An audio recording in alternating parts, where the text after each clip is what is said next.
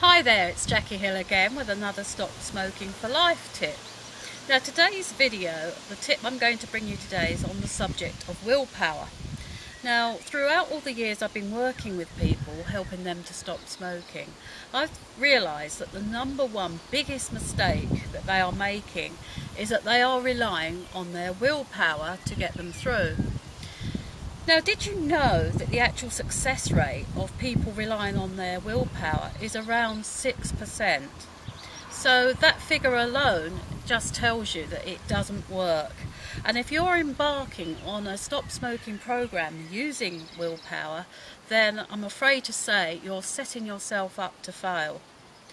Now, what I would suggest you do in its place is apply the thinking of an act of will.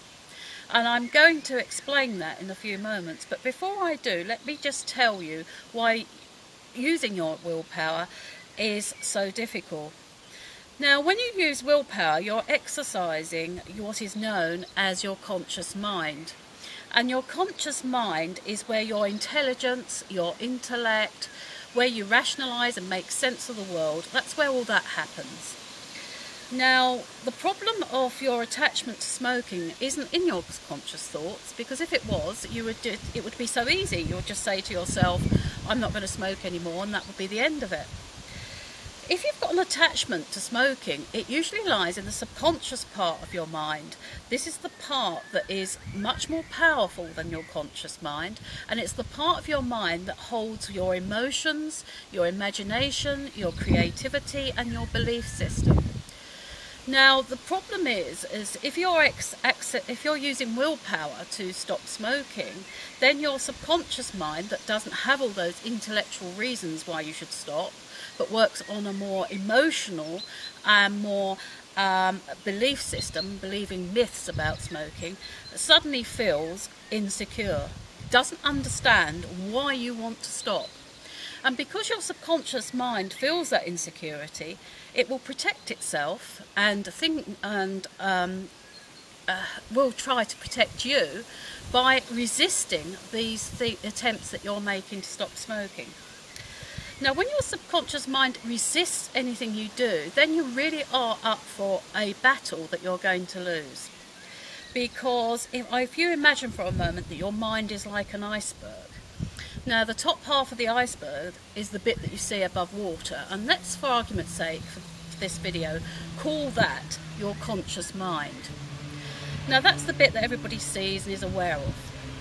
Now the subconscious mind represents the bit that is under the water, the bit that you can't see, that's hidden, that lurks in the darkness there, and it's that bit that trips you up, as it did with the Titanic. It's the bit under the water, the bit that you can't see, that is so much bigger and greater and more powerful that actually causes the damage.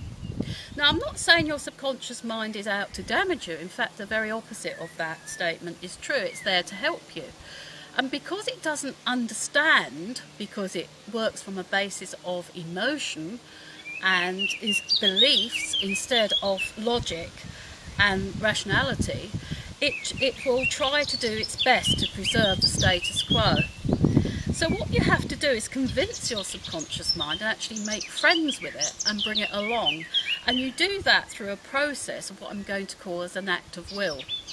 Now, an act of will is where you decide, you plan ahead, and you make all the relevant plans and get everything in place for your stop smoking regime. You also work on your belief system by making positive affirmations, so that every day you say to yourself, I am a non-smoker, and you say that with conviction and with all the emotion that you can muster into that, to actually, over time, change the belief pattern that's in your subconscious mind. Now, I'm going to run some more videos that will show you exactly how you can do that, how you can use affirmations, how you can use visualization to help you change your mind, change the subconscious part of your mind so that it supports you in your stop smoking program. If you fail to do that, then it's unlikely that you'll succeed. So make friends with yourself. Don't enter an all-out conflict and internal war with your mind, because you won't win. And just follow the advice through over using the subconscious mind to help you to stop smoking. That's all I can do on this video now. I hope I've explained that properly. I wish you the very best of success, and I'll speak to you soon. Thank you for listening.